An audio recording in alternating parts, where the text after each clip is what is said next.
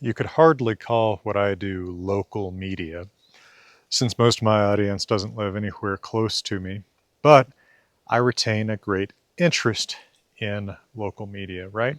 I don't live in the internet or on a cloud, right? Even though that's where I sort of serve up the information that makes my living, I live in a real place and I like to stay rooted to it.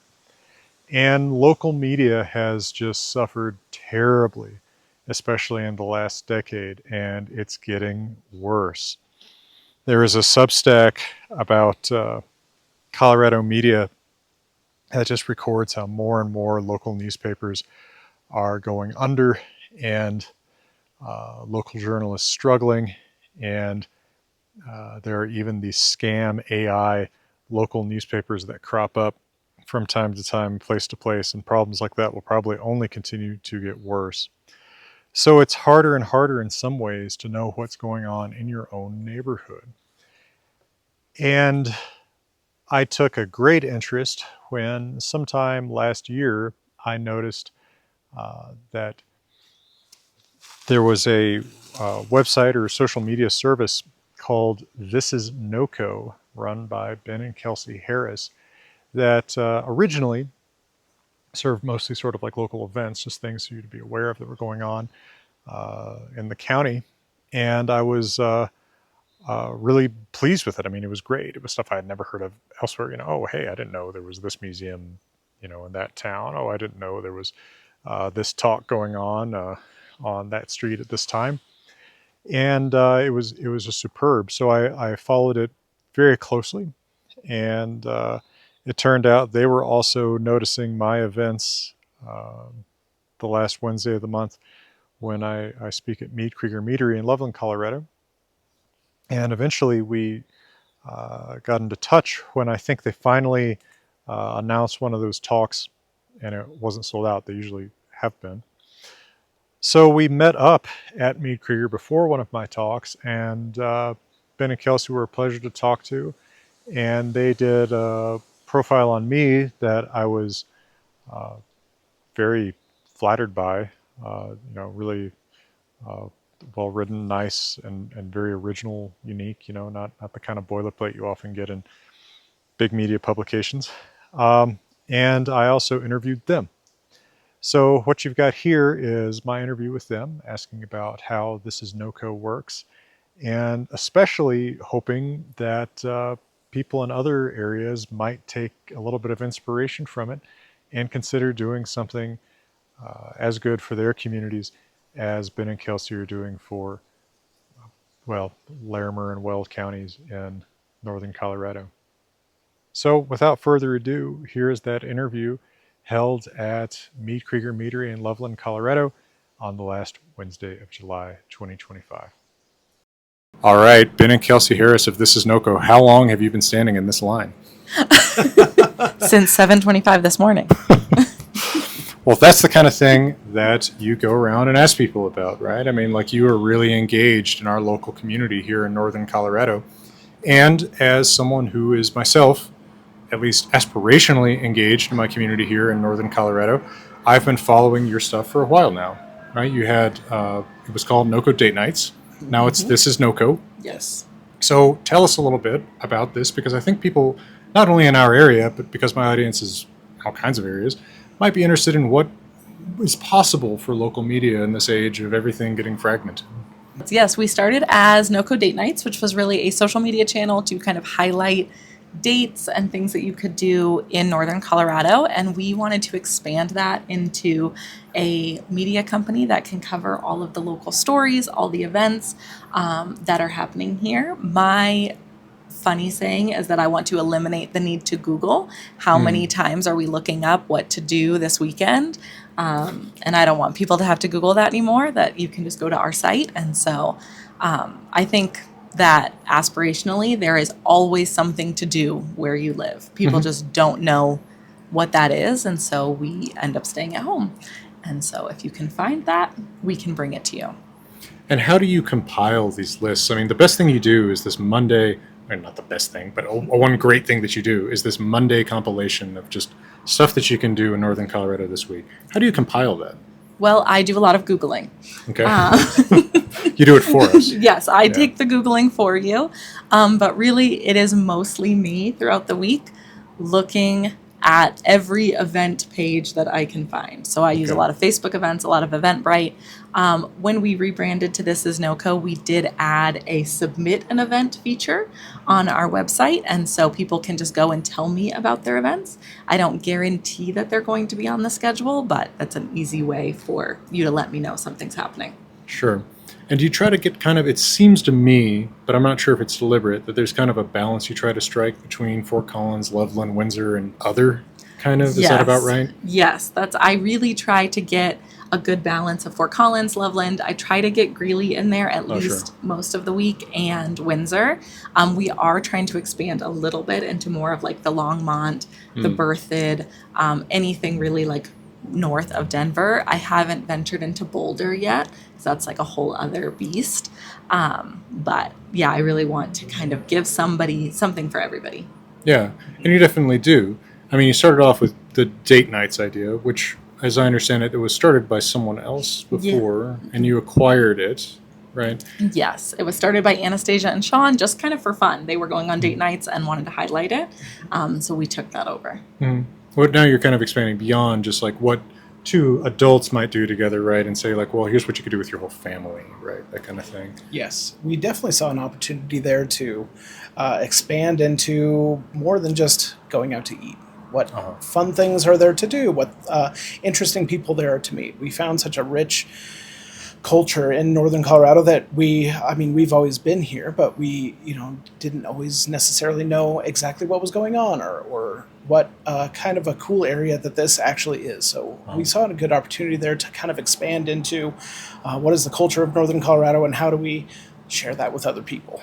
And did you both grow up here? We did, yes. I grew up north of Fort Collins, and then Ben grew up in Greeley. Okay. When you say north of Fort Collins, you mean like Wellington or like way out? I mean LaPorte. Oh, okay. Which is where we live, but most people don't know where LaPorte is. Right. Well, I mean, in northern Colorado, they probably do. Yes. Okay, cool.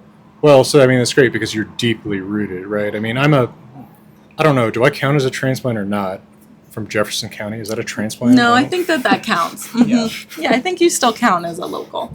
Well, I mean, I'm still figuring out, like, NOCO, right? Larimer County. Right. Like, I have years of experience, but not quite like a lifetime of experience like you do. But one thing that's always struck me about this area, and one of the things that's kind of kept me here, is it does have its own vibe, may I say, to use a word that's probably already dated. At the moment that I'm using it to try to sound cool, it's probably dated. But, like, so much of, and I'm not demeaning other communities in this great state, but I feel like so much of the state gravitates toward Denver, but northern Colorado doesn't, or it doesn't have to. Yes. Right. We do have so much going on. You don't have to go an hour south to find so much. I mean, there's art, there's culture, there's great restaurants. I think some of the best restaurants in Colorado. Yeah. Yes, I would agree. And I think for a long time, people were still driving to Denver because they just didn't know. They didn't know where to look. And now we're really kind of staying as NOCO and figuring out what's going on up here. And I think from my perspective, too, growing up in Greeley, northern Colorado has always been these little pockets of small towns. And small towns, in my mind, especially as like, a high schooler, means no culture or nothing fun to do. And I think that definition has really changed, at least in the last few years that we've been back, to something that's inaccurate.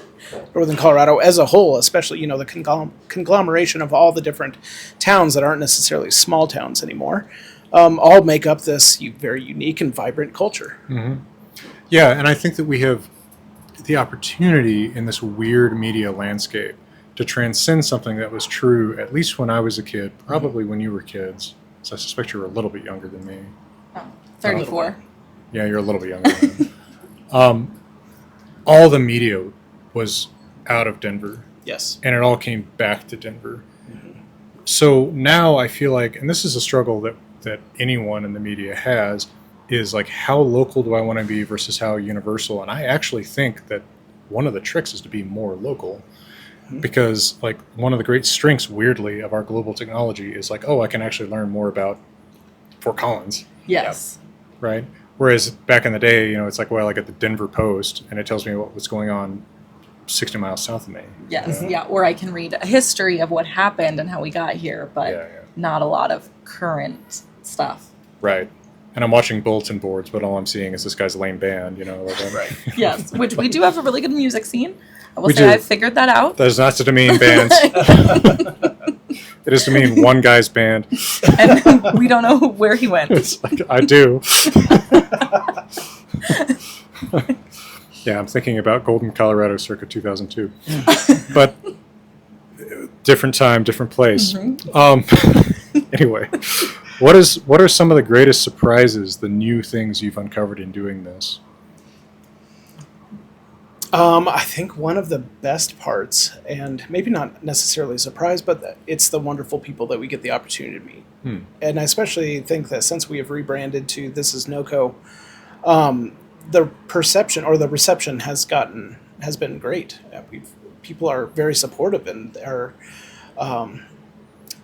excited about what we're doing and the fact that we're looking into Northern Colorado and highlighting this place. So it was a little bit of a surprise to have so many people excited about what we're doing and are big supporters of us in any of the things that we're doing. So Yeah.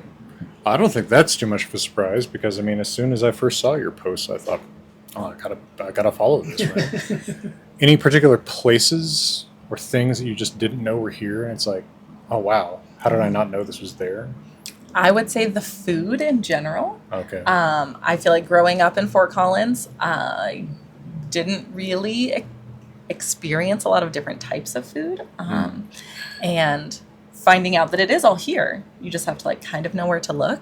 Yeah. And very specifically, something that we drove by all the time that we didn't know was there would be locust cider. I tell everyone about locust cider and everyone should go. But it is the first celiac safe restaurant in Northern Colorado, and Chef Dan is amazing, and everyone should go and eat all of their food. I didn't know they were celiac, so. Yeah. Wow. Oh, well. We walk down that street every day. Yeah, But that's what I said. We would walk down it all the time, and I'd be like, "Oh, it's just cider," but it's delicious food. Well, but that's the kind of thing that you learn, right? Or you learn that this little tiny Mead Creeker place, has all kinds of events, right? Yes. Like you wouldn't necessarily know about it because we're right. in like at least for part of our lifetimes, you could sort of effectively Google this stuff as a normal person and just be like, what is happening at Mead Creeker this week? Now, they push these AI summaries at you. They don't really tell you anything, or you try to use some alternative browser that doesn't find what you needed to find. Like it's harder to find stuff now. It is. Like being the finders is really a great service. Yes, I feel like otherwise you have to, and now, it's so specific almost. You have to follow all of your favorite places and see all of their weekly schedules, and that's so hard to keep up with. And if I can just put them all in one place, you can find it all there. Yeah. And that was some of our big motivation for starting the website also, is having a place that's free of the algorithm. Once you're in the website, we're still dealing with Google rankings and that sort of thing. But being able to battle the algorithm and just say, here it all is. Here's all the events. Here's all the cool things in Northern Colorado, all in one central place, and not have to worry about it only being shown to, a fraction of our followers. Yeah, totally. Because you also get into that with social media. Like, what fraction of the people who follow this are seeing it? 100%. How do you support this?